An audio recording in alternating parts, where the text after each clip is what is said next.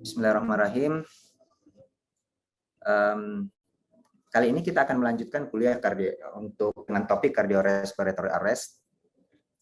Sebelumnya saya minta ketua kelas untuk memimpin doa dulu.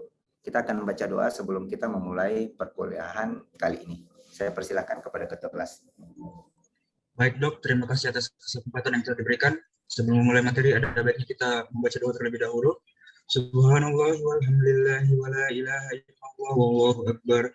A'udzu billahi minasyaitonir rajim. Bismillahirrahmanirrahim. Alhamdulillahi rabbil alamin. Allahumma shalli ala sayyidina Muhammad wa ala ali sayyidina Muhammad. Rabbi shrah li sadri wa yassir li amri wahlul 'uqdatam min lisani yafqahu qawli. Subhana rabbika rabbil izzati amma yasifun wa salamun alal mursalin walhamdulillahi rabbil alamin. Oke, baik. Jadi pada kuliah cardiorespiratory arrest kali ini, kita ketahui kuliah ini merupakan bagian dari blok kardiovaskular yang kita ambil dengan bobot 6 SKS ya. Nanti kita akan bahas mengenai apa itu cardiorespiratory arrest, bagaimana tata laksananya, apa yang kita lakukan. Cardiorespiratory arrest ini kalau mengacu kepada SKDI dokter umum, dia masuk level 3B, di mana kasus kegawat daruratannya harus dapat ditangani 100% oleh dokter umum, yang nantinya jika kasus kegawat daruratan itu telah dapat dilalui atau dapat ditangani, maka tata laksana selanjutnya dirujuk ke bagian yang lebih berkompeten. Pada kuliah hari ini, kita harapkan setelah mengikuti kuliah, kita dapat menjelaskan bagaimana cara mengevaluasi pada pasien dengan henti jantung, dan kita bisa memahami apa tata laksana atau apa SOP yang harus kita lakukan dalam penanganan pasien yang menderita henti jantung. Jadi kita harapkan capaian pembelajaran kali ini adalah mahasiswa mampu membuat diagnosa klinis apa itu henti jantung, kemudian bagaimana tata laksana awalnya, bagaimana penggunaan alat-alat, apakah terapi kejut listrik dan lain-lain dapat kita pahami, kemudian pemilihan obat-obat apa yang kita lakukan pada kasus-kasus jika kita ketemu dengan pasien dengan henti jantung. Pertama, jika kita menemukan pasien dengan tidak sadar, selalu membiasakan untuk mengecek respon dari pasien. Mengecek respon pasien bisa dengan cara ditepuk-tepuk, pasiennya Pak, dipanggil Pak. Bahkan bisa sampai diberi rangsang nyeri. Apakah dicubit dan lain-lain. Jika kita sudah berikan rangsang nyeri, kita panggil dan memang tidak ada respon, segera call for help, aktifkan permintaan bantuan saat itu juga. Kemudian setelah kita lakukan DC shock, tentu ada tahapan-tahapannya, bagaimana kita harus mengenali alat kita, apakah alat kita ini monofasik atau bifasik. Nanti kita akan bahas di belakang berapa besar joule-nya, ya tentu sesuai dengan alat kita. Kalau alat kita bifasik, tentu yang kita berikan adalah 200 joule. Kalau alat kita monofasik, yang kita berikan adalah 360 joule. Setelah tentu ingat selalu, jika kita sudah menempelkan pedal pada dada pasien, satu di sternum dan satu di apex, dan kita sudah melakukan charge, kemudian setelah kita melakukan charge, selalu pastikan keadaan sekitar itu aman. Ada kode yang berlaku secara internasional. I'm clear. I'm clear adalah mata kita melihat ke seluruh badan kita, memastikan bahwa tidak ada anggota tubuh kita yang menyentuh pasien atau tempat tidur pasien. I'm clear. You clear. You clear adalah melihat yang di depan kita, apakah yang di depan kita itu adalah seorang kompresor ataukah yang di kepala seorang ventilator. Jadi pastikan begitu kita mengatakan you clear, Yang kompresor itu berhenti melakukan kompresi, yang ventilasi itu berhenti melakukan memberi terapi obat. Kemudian everybody clear, kita melihat dari ujung kepala pasien sampai ke ujung kaki pasien. Pastikan tidak ada yang menyentuh pasien karena biasanya pasien dengan cardiac arrest, keluarganya itu mengelilingi, ada yang membacakan doa, ada yang menangis, ada yang bersedih dan sebagainya. Bahkan bisa jadi juga ada perawat di situ, ada siapapun di sekitar pasien. Pastikan tidak ada yang menyentuh pasien. Jadi everybody clear, pastikan semuanya tidak ada yang menyentuh pasien. Begitu semuanya clear, I'm clear, you clear, everybody clear, mata kita kembali lagi ke monitor, pastikan irama yang muncul di monitor masih VT dan VF, kemudian kita lakukan shock, cepret.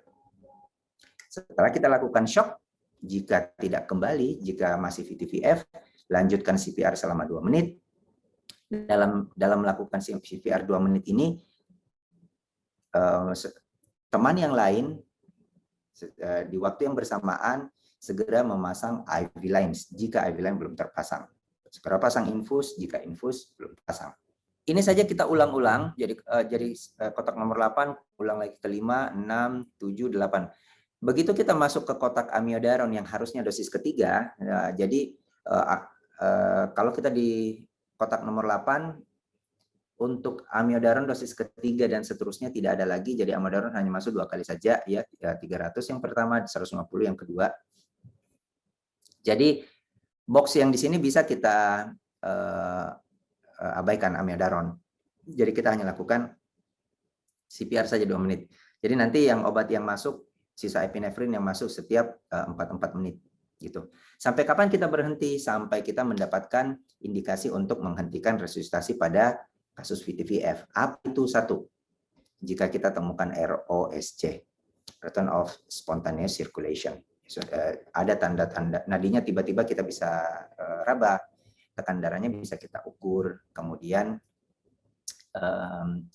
pasien sadar, batuk, dan lain-lain. Pokoknya ada tanda-tanda ROSC, itu adalah indikasi untuk menghentikan resusitasi pada VT-VF. Atau keluarga pasien menolak, itu juga merupakan indikasi untuk menghentikan resusitasi. Atau penolong capek.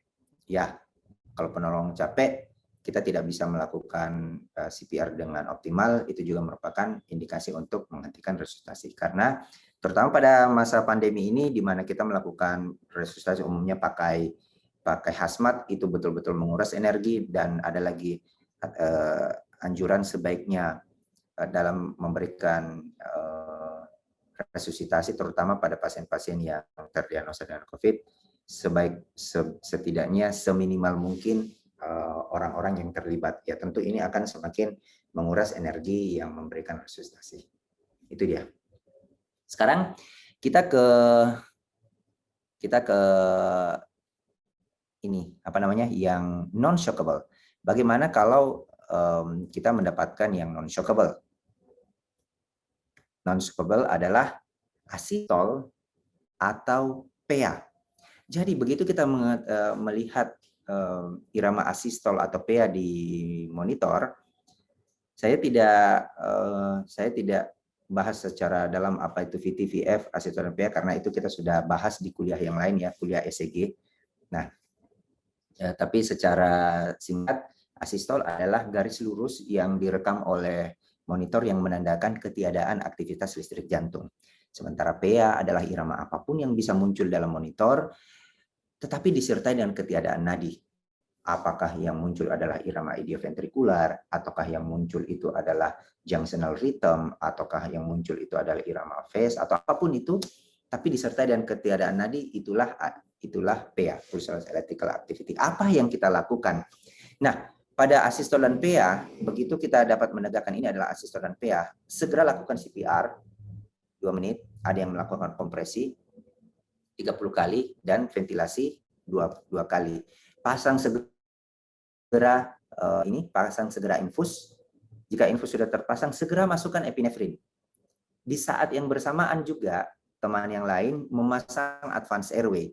Jadi pasang ETT, kemudian disambung ke Just Risk. Setelah ETT terpasang, yang tadinya 30 bar, maka dilakukan kompresi high quality terus, yang dihitung sisa ya ventilasinya diberikan 6 detik. Setelah 2 menit, cek lagi iramanya, irama apa ya. Jika masih asistol atau PA, lanjutkan lagi CPR selama 2 menit sambil diterapi apa-apa penyebab reversibelnya. Kemungkinan 5H, 5T. Nanti kita bahas di belakang apa itu 5H, 5T.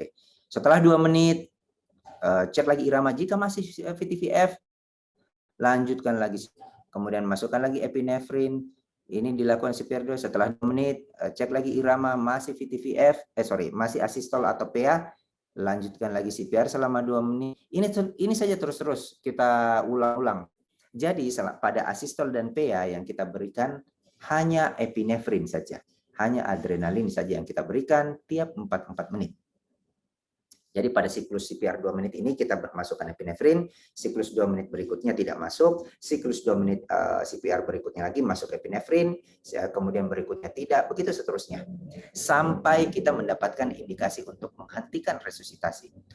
Apa indikasi untuk menghentikan resusitasi pada atau PA? Jadi sama dengan ini, sama dengan VT-VF tadi. Jadi tentu kalau kita dapatkan tanda ROSC, pasiennya bisa kita ukur tekanannya, bisa kita raba nadinya, maka itu adalah tanda ROSC, itu merupakan indikasi untuk menghentikan resusitasi. Atau keluarga pasien menolak atau tim penolong tidak sanggup lagi meneruskan. Dan ditambah, jika kita sudah melakukan 15 menit sejak asistol terakhir, ya, sejak asistol yang terakhir, jadi asistol ya ininya. Jadi VT dan VF, pada VT dan VF tidak mungkin langsung meninggal. Sebelum meninggal dia akan asistol dulu. Baik itu PA juga sebelum dia meninggal pasti akan asistol dulu ya. Jadi semenjak asistol terakhir kalau sudah 15 menit, apalagi sudah ada tanda-tanda kematian, migrasis total, migrasis mata atau memang akar yang dingin, kaku, pokoknya kita bisa tegakkan tanda-tanda kematian, maka itulah indikasi untuk menghentikan resusitasi. Atau yang kelima, jika kita sudah melakukan resusitasi selama 20 menit sejak asistol yang terakhir dan memang kita tidak dapatkan lagi tanda-tanda kehidupan pada pasien, itu juga merupakan indikasi untuk menghentikan resusitasi pada asistol dan PA.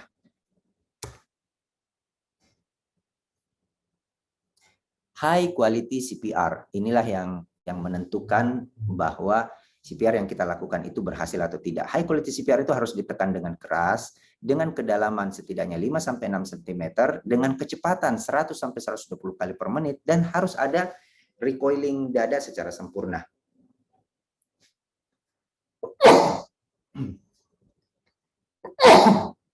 Maaf. Kemudian selama kita melakukan kompresi tidak boleh diinterupsi, harus minimal interupsi. Untuk melakukan semuanya ini butuh tenaga atau stamina yang cukup supaya kita bisa melakukan high quality CPR. Makanya setiap 22 menit harus terjadi pergantian penolong. Atau jika memang penolong capek, ya sudah, itu merupakan indikasi untuk melakukan menghentikan resusitasi. Karena jika kita melakukan CPR tapi tidak high quality, maka kita melakukan pekerjaan yang sia-sia. Kedalamannya tidak 5-6 cm, kecepatannya lambat, tidak ada recoiling dari dada, dan diinterupsi-interupsi. Ya, itu kita melakukan pekerjaan yang sia-sia. Harus betul-betul kita lakukan high quality CPR. Kemudian ventilasi itu, yang melakukan ventilasi ya tadi seperti saya katakan, jangan melakukan ventilasi yang berlebihan ya. Kemudian ya ini penting, setiap 2 menit harus berganti penolong ya, karena supaya kualitas CPR yang kita berikan bisa tetap terjaga. Yang kita berikan 30 kompresi diikuti dengan 2 kali ventilasi. Nah, ini adalah pemberian shock energi pada defibrilasi. Jadi kalau alat kita adalah bifasik, yang kita masukkan adalah 200 joule. Kalau alat kita monofasik, yang kita masukkan adalah 360 joule. Tahu dari mana alat kita bifasik atau monofasik? Gampang, kasih saja ke dosis maksimal. Kalau dosis maksimal yang kita atur berhenti di angka 200, maka alat kita itu adalah bifasik. Kalau kita berikan kita atur daya maksimalnya dan berhenti di angka 360, maka alat kita itu adalah monofasik. Intinya adalah beri dosis maksimal pada alat defibrilator kita. Jadi epinefrin masuk setiap 4 menit ya, 1 mg, dan amiodaron hanya masuk 2 kali saja, dosis pertama 300, dosis kedua 150 mg. Ingat, bolus dengan lambat, tangannya diangkat. Dan jangan lupa diencerkan.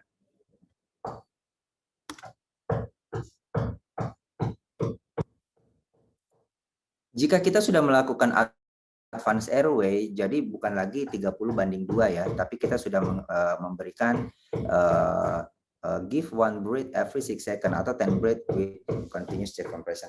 Jadi kita lakukan 1 kali ventilasi setiap 6 detik. Jadi bukan lagi kita hitung setiap 30 kompresi baru kita ini. Kalau pasiennya sudah dipasang advance airway. Ini adalah tanda ROSC. Jadi paling mudah adalah kita sudah bisa meraba pulse dan kita sudah bisa mengukur tekanan darah. Kalau kita punya alat yang advance, jadi dengan PET CO2-nya itu sudah di atas 40 mm air raksa. Atau kalau kita punya Swan-Ganz catheter atau arterial monitoring, kita bisa melihat tekanan arterial yang spontan.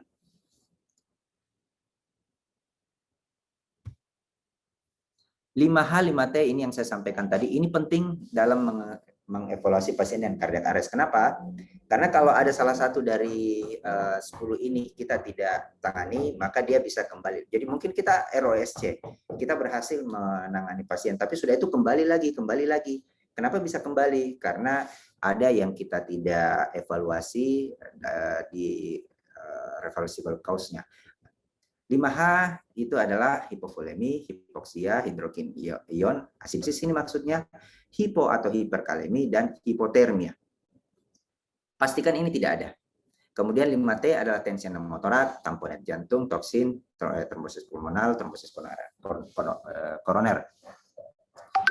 Hipovolemi tentu kita tahu, bisa kita tahu dari ininya, dari tekanan darahnya. Hipoksia juga kita bisa lihat dari saturasinya. Kemudian ini asidosis kita bisa lihat dari analisa gas darahnya. Hipo atau hiperkaleminya kita bisa lihat dari ini pemeriksaan elektrolit. Hipotermia dari suhunya ya.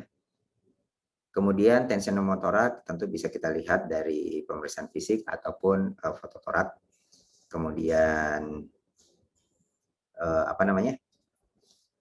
kardiak tamponet bisa kita evaluasi dari fototoraks juga, tapi paling gold standarnya adalah pemeriksaan ekokardiografi, toksin dari pemeriksaan darah. Trombosis pulmonal bisa kita lihat dari fototoraks, kita akan melihat clear lung di situ. Tapi bisa juga dengan bantuan ekokardiografi. Trombosis koroner yang paling bagus atau paling sederhana dengan bantuan pemeriksaan ECG, atau bisa juga dari monitor kalau memang tertangkap, atau dari pemeriksaan ekokardiografi. Ini adalah ringkasan dari yang tadi saya paparkan. Nah, sekarang ke bagian yang penting, apa sih yang kita lakukan setelah kita berhasil melakukan pertolongan pada pasien sehingga pasien berada dalam kondisi ROSC. Jadi yang kita lakukan pada pasien perawatan pasca henti jantung adalah kita harus melakukan, ini adalah tujuan kita ya, bagaimana mengoptimalisasi fungsi kardiopulmonar dan organ-organ vital yang lainnya, bagaimana transport ke tempat perawatan, bagaimana identifikasi faktor pencetus, dan mencegah terjadinya henti jantung yang reversible. Oke, ini kita sudah bahas. Nah, ini tadi kalau dapat ini gimana? Jadi kita harus jaga jangan sampai suhu pasien jadi turun. Jadi jaga supaya pasien tidak kehilangan panas. Gitu ya. Ini kalau di CPCU atau ICU, ya tentu perawatan neurologisnya Kalau memang muncul kejang, kita lakukan pengelolaan kejang atau obat-obat neuroprotektor. Jika ada emboli paru, dilakukan tata laksana secara sesuai dengan emboli paru.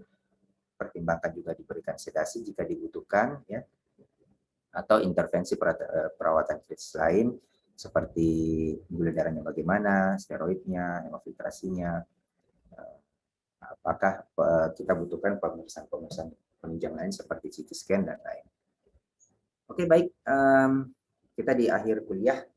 Apakah sampai sini ada pertanyaan? Saya silakan. Sebelumnya terima kasih atas kesempatan yang telah diberikan. Perkenalkan, nama saya Dias Tampik 29. Tadi kita jelaskan mengenai henti jantung dengan irama yang shockable. Nah, pertanyaan saya, Dok, apa saja, Dok, pilihan terapi farmakologi pada henti jantung dengan irama yang shockable itu, Dok?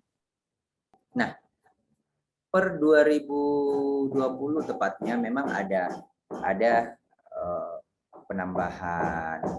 penambahan obat-obat pilihan yang kita lakukan pada irama yang shockable. Jadi kalau sesuai dengan slide yang saya tampilkan tadi, ya, kalau kita lihat irama shockable jadi praktis hanya ada 2 pilihan obat saja, ya. Kalau pertama adalah epinefrin, yang kedua adalah amiodaron. Nah, pada kasus-kasus di mana amiodaron kita tidak dapatkan, itu bisa disubstitusi dengan lidocain. Ya. Jadi praktis kalau kita berbicara VT dan PF, ada 3 obat yang bisa masuk pada kondisi saat ini. Yang pertama adalah epinefrin, ini masuk per 4 menit.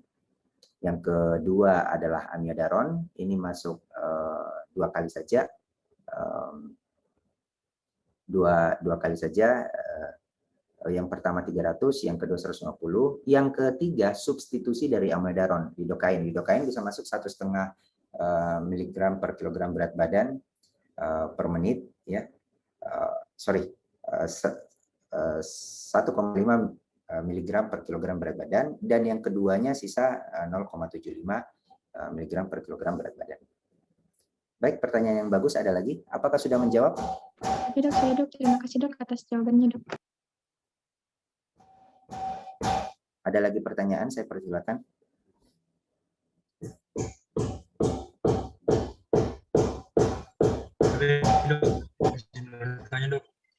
Oke, boleh, silakan. Terima kasih atas kesempatan yang telah diberikan, Dok. Perkenalkan, nama saya Nikozan dan 19. Jadi pertanyaan saya, Dok, kapan itu seorang pasien dapat dinyatakan terjadi henti jantung, Dok? Oke, sebenarnya kapan dikatakan orang henti jantung? Jadi gini, kadang-kadang ada yang menganggap bahwa pasien dengan tidak sadar itu sudah terjadi henti jantung. Jadi sebetulnya jika kita melihat kasus-kasus apapun, jadi misalnya kita ketemu dengan orang yang kejang-kejang di jalan atau kejang-kejang, tiba-tiba kejang-kejang, kita ketemu dengan orang yang tidak sadar, tiba-tiba pingsan tidak sadar, kita ini semuanya itu belum tentu masuk ke kriteria henti jantung. Intinya dikatakan henti jantung jika memang terjadi gagal sirkulasi. Kita tidak bisa mendapatkan tanda-tanda sirkulasi pada pasien. Yang paling mudah adalah pada perabaan arteri karotis tidak didapatkan denyutan. Jadi kapan keadaan-keadaan apapun, misalnya pada kasus-kasus tidak sadar, pasien tidak sadar, kemudian kita raba nadi karotisnya, kita cari denyutan nadi karotisnya tidak kita dapatkan sampai pemeriksaan selama 10 detik, itulah yang kita sebut henti jantung. Atau pada pasien dengan kejang-kejang atau epilepsi yang dia menggigit lidahnya dan lain-lain, ya pastikan saja arteri karotisnya ada. Kalau ada, kita bisa raba nadi karotisnya, maka ini bukan henti jantung. Tapi kalau dengan keadaan yang menyertai apapun itu, begitu kita lakukan perabaan arteri karotis kita tidak dapatkan denyutannya, itulah kondisi yang kita sebut sebagai henti jantung. Kita harus segera melakukan tata laksana asesmen awal pada pasien-pasien yang seperti ini. Jadi ingat, dalam meraba arteri karotis untuk menandakan ini henti jantung atau bukan, setidaknya dilakukan dalam 10 detik. Jadi jangan terlalu buru-buru, pokoknya 10 detik. Setelah dalam 10 detik memang kita tidak meraba arteri karotis, kita bisa menandakan pasien ini sedang dalam kondisi henti jantung. Oke, terima kasih atas pertanyaannya. Oke, baik, mudah-mudahan kuliahnya bermanfaat ya, dan pada ujian nanti kita semua mendapatkan nilai yang sempurna. Sekian dari saya. Assalamualaikum warahmatullahi wabarakatuh.